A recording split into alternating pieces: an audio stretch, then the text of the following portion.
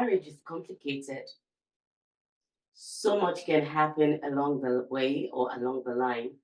In other words, conflict in marriages are inevitable, hence the need to discuss how to manage and resolve conflict in marriages. Hello and welcome to Let's Talk. My name is Oluja Kemosaku, and my guest is Otunba Paul Ajayi. He is the CEO, Alpha and Mega Samaritan Strategies Incorporation. And the topic before us is conflict management and resolution in marriage. But before we delve into the program, I would like to remind you, as always, to please subscribe to our YouTube channel, follow us on all of our social media platforms. Until then, please enjoy this ride with us.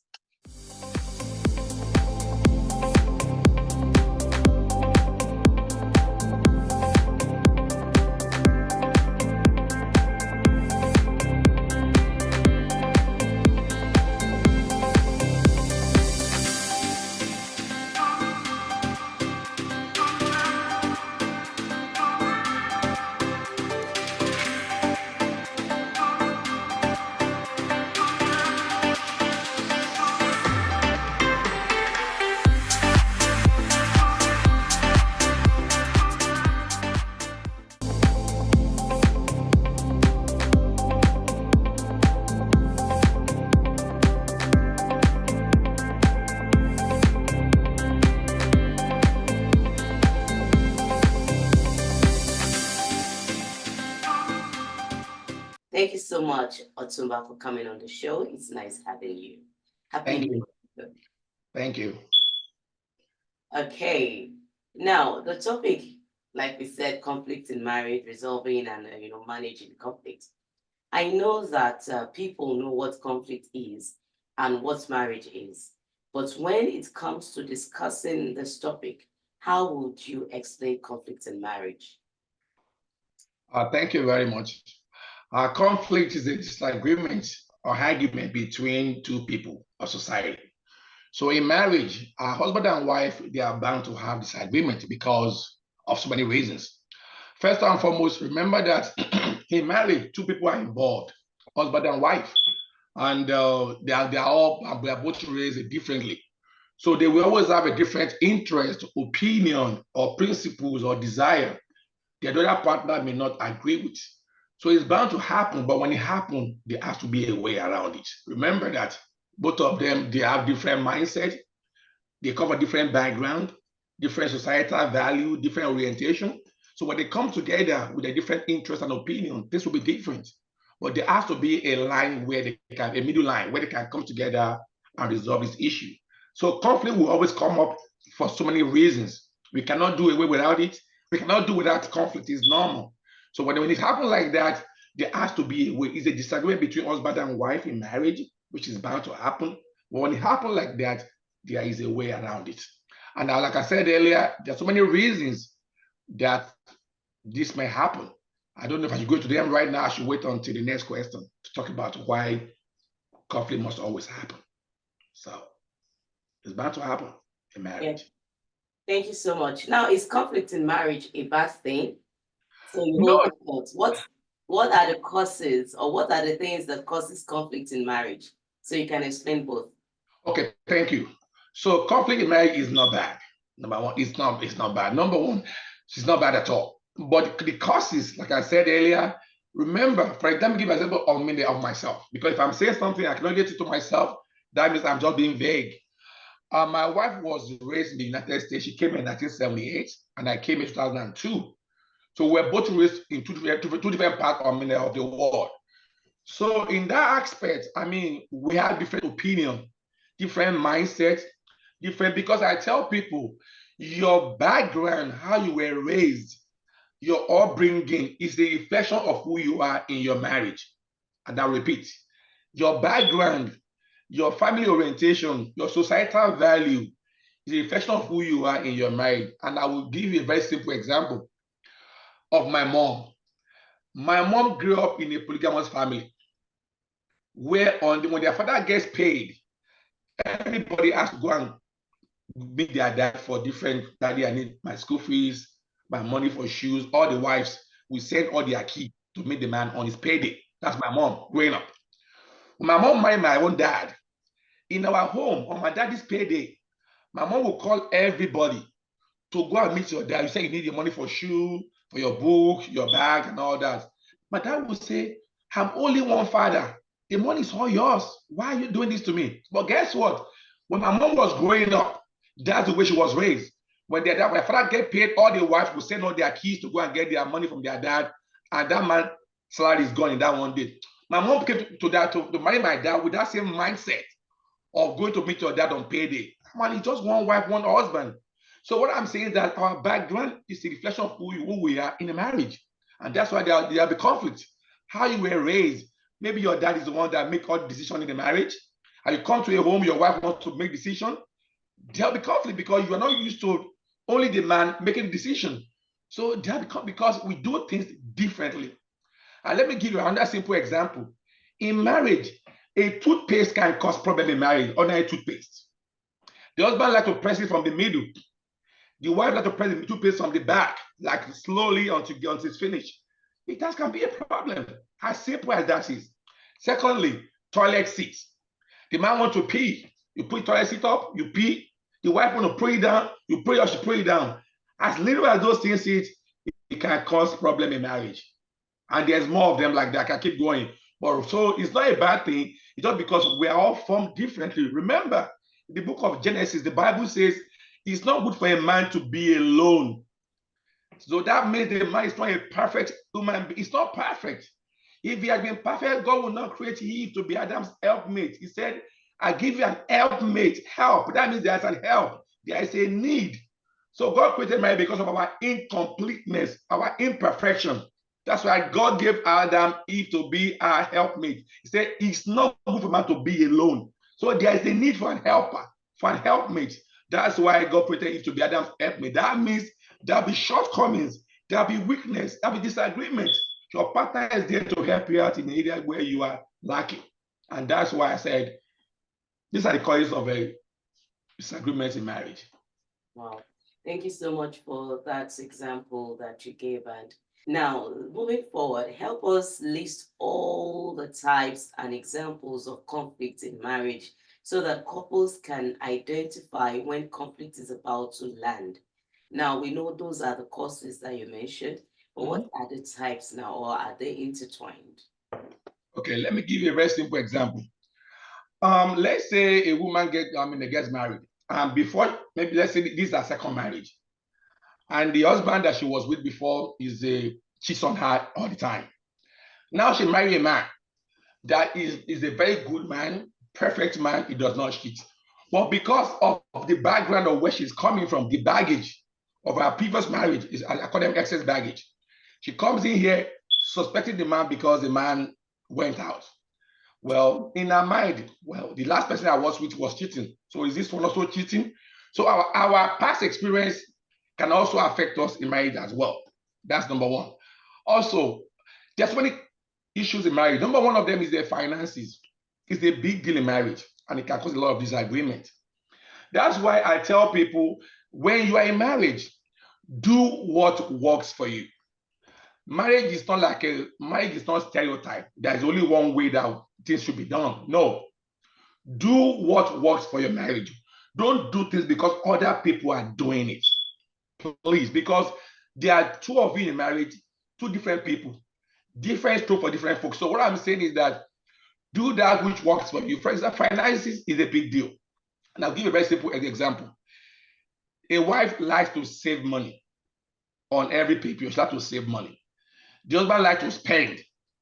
So how does that work? Is this a disagreement? Because I tell people, joint account is very, very good, but it does not work for every home. I will repeat it again. Joint account is good, perfect, but it does not work for every home. The spending lifestyle of your partner will determine if a joint account is good for you or not. The spending lifestyle of your partner in marriage will determine if joint account works for you. Don't do it because other people are doing it. Do it because it works for you. Finances, every pay period, you want to pay your mortgage every month, pay your rent and all that. and there's no money in the account because your wife or your husband is spending all the money, it becomes disagreement. That is why when you are getting married, communication is the big deal. Talk about your finances. How much are you making? This is how much I make a month. Do not hide your finances from your partner. So when the bill comes, it can be paid and can be taken care of. So finances is a big deal in marriage. That is number one. Number two, decision making. We want to paint our house blue or red or yellow. Wife says you want to paint the house blue. The husband says white. The wife says blue. That's where is a disagreement. But if you love your wife, you will compromise. What is compromise? Somebody will tell you, well, let's take pink, neutral color, because you say blue. I say, well, let's take pink as a neutral color. That's not compromise. Compromise is because I love you as my wife. I want to make you happy. I'll go with your color blue and let's get it done. So there is disagreement, but both of you have to come together in communication. I want that to say, you know what, honey, because I love you, I will let you have your way and make you happy. That's how you resolve disagreement in marriage. That's another one. Another one is buying of a car. Any pro, you want to buy a house, wife wants a 5-bedroom house, the other wants a 4-bedroom house, and there's a rain in this particular city area. Just another example. What is our income? Can we afford a 5-bedroom house? Can we afford a 6-bedroom house? When we pay this bill, what is left over? It's all about communication and being open to each other. Once you do that, you'll be able to come down and work within your budget, and both of you will be fine. It's all about communication, and that's the only way you can resolve issues in marriage and also compromise and with love as well. Thank you so much, sir. I have this question, which will be taken as soon as we come back from the break. Please stay with us.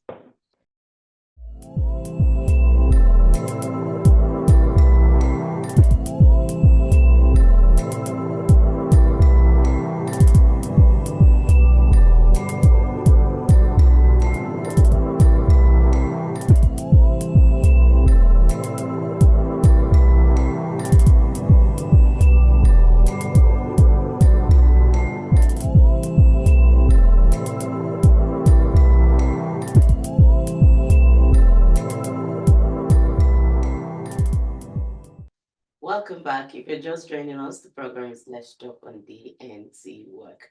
And I've been speaking with Otunba Paul Ajayi. He is the CEO, Alpha and Omega Samaritan Strategies Incorporation. And the topic has been conflict management and resolution in marriage. Thank you so much, Otunba, for standing by. Thank you. Now, while you were talking the other time, you made mention of marrying someone who has had bad marriages, experiences. And I know that one of the highly esteemed people that I know, marriage counselor or so, a Pastor Shola precisely, he said that a man should not marry a damaged woman. And whichever way, you have just said it. Now, who will marry those people and what can be done if at all you find yourself in that kind of situation? I know not just women are damaged, even men are damaged too. But this actually is true. But how can it be done to ensure that, okay, if I find myself, if eventually someone fall victim of such situation, would I say victim now? Because I don't want to be, just to be anywhere without saying the right thing. But perhaps somebody finds his or herself in such situation. What should be done? And I remember too that I was listening to Pastor Olumide Emmanuel with this discussion he had with Pastor Kingsley Okonkwo, where he talked about his previous marriage, having married someone who was, I think, 3 times married before him, and the experiences were so bad, which of course reflected in their own relationship. And at the end of the day, the marriage went south. So please just explain this in detail. Well, I disagree with that fact that you should not marry a damaged woman. I mean, things happen in life. I mean, and I believe our God is a God of a second chance. I mean, that's why I say there's no, marriage is not stereotype. For the fact that you married someone that's already been married before, you got damaged, you didn't work out, doesn't mean that all of them are like that. That's why when you are dating somebody, you have to talk about your past. People will tell you, put everything on the table. Tell me about your past. See, when you are anything new is news. If I'm going to be with you for the rest of my life, I need to know what has happened in your past. It doesn't mean I'm not going to be with you. It's about communication. If you tell me what you've been through, and when I'm aware of your past, I think that's the first step. So I don't believe. I mean, I know people that are married the second time, and that is the best marriage of their life, and they love you so much, and they are very, very happy. See, when you marry the second time, I think you are more mature than the first time. You will not make the mistake you made earlier because of what you have been through. So you may suspect the man. You might mean your past may affect you a little bit, but with communication, tell your partner what happened in your past, and he will guard against that thing happening to you again. I don't believe my former pastor was married the first time. It didn't work out. She remarried again, and that's the best marriage she has ever had. She's happier than before. She's so happy as she was married before. That didn't work out. So I don't believe there's a standard rule that says that you cannot marry somebody from their past marriage. No, I disagree. If that person is your soulmate, if you are meant to be with each other, you guys will have a very happy marriage. So I disagree with the fact that I should not marry a damaged woman. I disagree. Because our God is a God of a second chance. We shouldn't judge people based on their past. Sometimes it's not their fault. It may be the man's fault, but they found themselves in that situation. And that's why I disagree with that statement. Yeah. Okay, so basically, even if okay, what came to my mind is now people, like you said, people have second chance. God has given each and every one of us second chances to actually make things right. But also, it boils down on character because I think it has to do with your person. If you are a bad person, even if you go through 10 marriages, you will still keep, repeating the cycle because that's the character issue. I think I would want to look at it in that aspect because, like you said, nobody wishes to go through anything to be married over and over. Nobody prays for a bad marriage. Nobody wishes to be, domestically destroyed in marriage. Everyone goes into it with joy and laughter, looking forward to brighter years and many years together and all of that. Yes, life happens, but I think it has to do with character. I don't know if you agree with me on this. So when we talk about character, I remember at the beginning of this conversation, I told you something. I said, the Bible says it is not good for a man to be alone. So when you are going into marriage, there's one thing we need to know. Nobody is perfect. Nobody is perfect. We all have our shortcomings, our weaknesses. So no matter how bad a person is, you see a man that is very, very quiet, marry a very crazy woman, and they live happily for a very long. You'll be wondering, asking yourself, how do they do it? If you agree with me, there are some women that you think that they are bad and they are still married. How are they doing it? What I'm saying is that there is somebody that is meant for somebody. Somebody that is bad for you may be good for somebody else. Because those things that you think that are bad, somebody else may feel like it's not a big deal. See, everybody there's something we call individual differences. Even when twins are born the same day, they don't have the same character. So the individual differences in us is different. What you see as being bad. I remember one time somebody was talking about somebody said, I think it was my pastor that day and said, "Hi Jay-Z, look at his lips. I can never be with a man like Jay-Z." I said, "Whoa." But some women said, "Whoa, I make off his lips." Somebody said, one woman said, "Wow, I love their lips."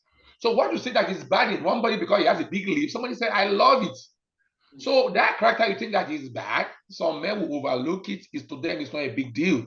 So what I'm saying here is that nobody is perfect, and that's why God created marriage. But let's say we have a wife that cannot cook, and you, the husband, you like to cook. You step in there and you fix the food and you put off, you eat.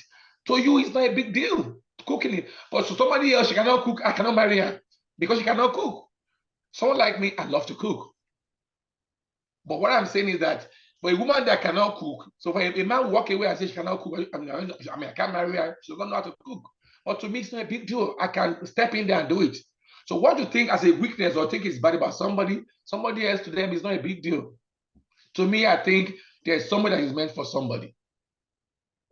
As Thank long you. as you are not the devil, somebody can still marry you. If a person, if you guys are compatible, let me use that word. Okay.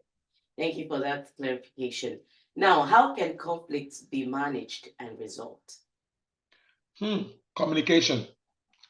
Communication. Because I've been there before. In my first few years of marriage, I've made some decisions without even telling my wife. I mean, we're all work in progress, and and I would think in my mind, it's my money. Why would I tell her? But that was wrong. So communication. Let's say like I gave the example when you want to go into a project, like you want to, for example, you want to bring your mother-in-law to the United States. Let me give that good example. Your mother-in-law wants to come to the United States. Because you are the one making the money in the house, did you tell your wife about it? Did she agree to it? When she come, how long is she staying with you? I mean, how long are you going to keep her in the house? Is she helping you? Will it affect your finances? You have to answer all these questions before you can make that decision. Tell your wife, my mom wants to come.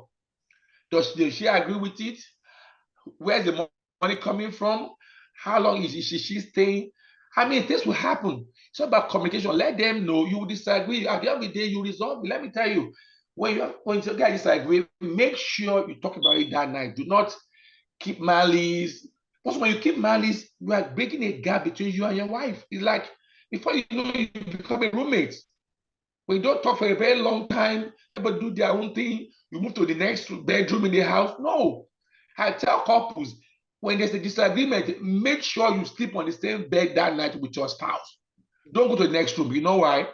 When you sleep on the same bed, one of you will touch the other person. I mean, sorry about yesterday now. It's okay. That's for. But if you stay in the other room, you're not giving room for reconciliation when you move to the other room. But if you're on the same bed, one of you will be forced to talk to another person. Hey, good morning. Good morning. Let's talk about yesterday. But when you stay in the other room, you're not giving room for reconciliation. So through communication, I'm sitting down together. Let's talk about it. Stop sweeping. I don't agree people sweeping issues under the carpet. Let's sit down together. Let's talk about it. How much do I have in the account? Your mother-in-law can she call me at this time? This time is not. We do have money in the account. Let's wait until tax season. Just talk about it. Put it on the table and you resolve it. Okay. Okay, thank you. Thank you for that. Any final word, Azurano? Well, I want to tell everybody out there, people that are single, Mike is a beautiful thing if you are with the right person. And also, marriage is not going to be easy because both of you, like I said earlier, you are raised from different background, different orientation, different family values. We. I know that is we. Before you do anything, consider your partner, your spouse.